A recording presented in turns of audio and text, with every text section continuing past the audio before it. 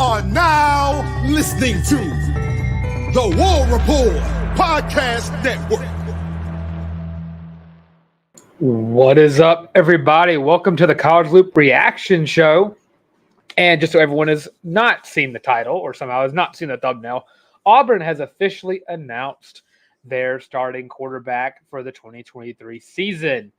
And it is Payton Thorne, a guy that, looking back, the signs were all pointed towards him anyways. I'm still in the Robby camp. I'll talk about some of Hugh Freeze's comments in a second. We get some people in here just to talk to me and see what their thoughts are on Payton Thorne being announced as a starting quarterback. But yeah, overall, I'm not upset with it. I think all three guys can give Auburn a pretty good chance of winning the season. And see if we get some people some time to come on in to the live stream. Let's see.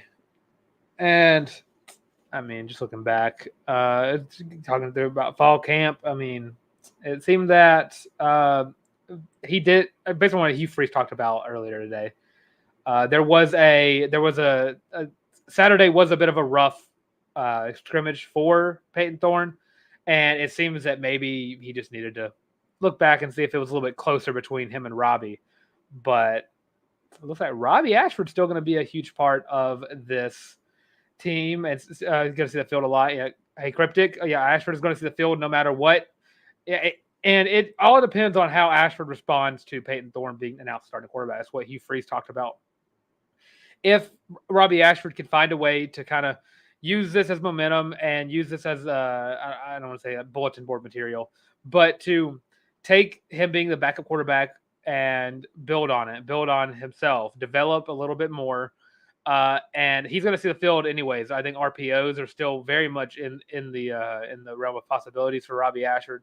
And you cannot keep a guy as athletic as Robbie Ashford off the field. I mean, even Hugh Freeze mentioned himself. Robbie Ashford is probably the most purely athletic quarterback that Hugh Freeze has ever coached. And I mean, that's looking at a guy like Malik Willis. And to say that means a lot. And I guess that would be I think Malik Willis is probably the only really athletic quarterback Hugh Freeze has really ever coached, unless you want to count Chad Kelly, but I don't think I would count him as athletic. But overall, Payton Thorne is now the starting quarterback for the Auburn Tigers. And just get y'all some of y'all's thoughts on it, and ask y'all the questions as well. What are y'all's thoughts on Payton Thorne being announced as starting quarterback? I have some thoughts on it. That's why I'm here. First things first for me, Auburn finally has a chance to have an intermediate passing game, something that I've been complaining about for years from Auburn of yesteryear with Gus Malzahn. He never really wanted to throw the ball in the middle of the field. It was either he was going to throw it deep, he was going to throw a screen, he was going to run it, he was going to run a halfback draw on 3rd and 7, and then we were just going to punt or kick a field goal. And nothing really ever through the middle of the field from that 7 to 15-yard range from him. Cryptic, yeah. Thorne wasn't going to be here just on the bench, and that makes a lot of sense. It was more of also I was on the field that Robbie Ashford was going to build on it and develop, and he has. Robbie Ashford's definitely developed since Hugh Freeze got to Auburn, but it was going to be a battle either way. And there were some days where it was closer than others, and Robbie Ashford seemed like he made a lot of strides, and he's definitely going to see the field. But Payton Thorne, I think he was always the favorite. And I did push my Robbie Ashford narrative. I still will, because I think Robbie Ashford is the most talented quarterback on the roster, running wise. And it is interesting to see what will happen with Holden Geriner, to see if this has any say on whether or not he's going to be with the team in the 2024 season or not.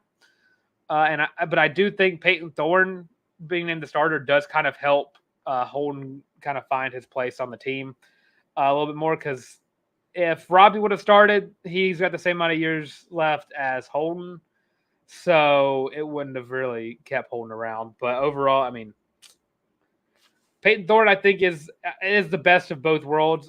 You get, I'm wearing Jarrett Stidham's jersey, and that's what I think. What I think the best case scenario for Payton Thorne can be is Jarrett Stidham. a guy who primarily is a passer, but if he needs to, he can move with his legs. And we've seen it happen before. I mean, look at what Payton Thorne did with Kenneth Walker. There we go. Couldn't remember his name for a second. Kenneth Walker the third. And I mean, look at the 2021 season that Payton Thorne had with a star running back next to him. He threw for 3,200 yards, 27 touchdowns, 10 interceptions, and had a QB rating of 148. And I mean, you look at the running back room Auburn has now: Jarquez Hunter, Damari Alston. You got Jeremiah Cobb, Sean Jackson, and Brian Battie, all guys who are going to be impact players for this offense in 2023. And I think also Payton Thorne helps the offense or helps the wide receiver room a little bit more, because now Hugh Freeze has now moved Auburn away from being I don't want to say moved away from, but kind of easing towards a more balanced attack against something we've not seen from an Auburn football team in a hot minute. And I say that to say that Brian Harsin tried to do it, but he did it so poorly that it just didn't look like it, and Auburn had to run the ball for the rest of the season. But overall, I mean, Payton Thorne, I think, could bring a 3,000-yard passer to Auburn, which, again, haven't seen that in a hot minute. I think, if I'm not mistaken, Jarrett Stidham got close. That's probably the closest we've gotten since I want to say, I'm trying to remember who else would have had a 3,000-yard season pre-Cam. Because Cam at 2,500, and Jarrett Stidham is giving me NFL stats. That's wild. Let's see. Jarrett Stidham had live, by the way. Remember, I'm saying that live. Yeah, Jarrett Stidham threw for 30,100 yards his 2017 campaign. And again, best case scenario for Payton Thorne is he is just another Jarrett Stidham. And I think that this team could end up being a little bit more talented than that 2017 team offensively. And it helps to have a coach who really, really loves the offense that he's coaching. And he is intermediate passing game is going to be the key for this season. Can guys like Jay Fair, guys like what the names are hard, Shane Hooks, Jair Shorter, Nick Martiner, Camden Brown, who is back, by the way. Camden Brown is back to being healthy and at practice. These wide receivers are some of the best Auburn's ever had, and Payton Thorne, I think, is going to find a way to really push home that Auburn can be a passing team. And again, and it's crazy I keep saying this. It's just something Auburn has not really done since I've consciously been watching Auburn football. I've never been able to watch Auburn throw the ball down the field.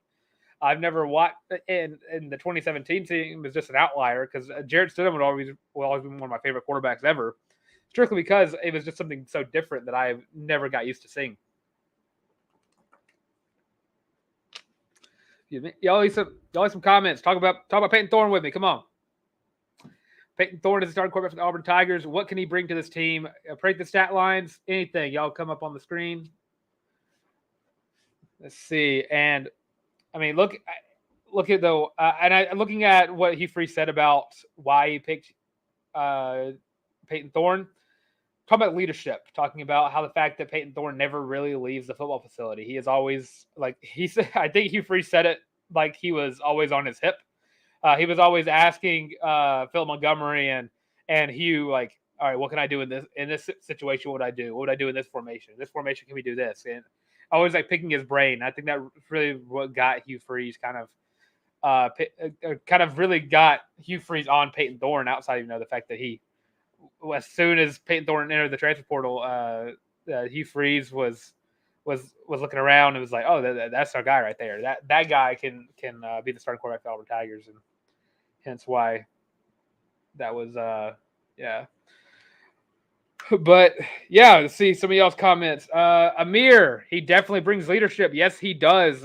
He's a guy who has seen the toughest teams of the Pac-12. Big Ten has played the best of them.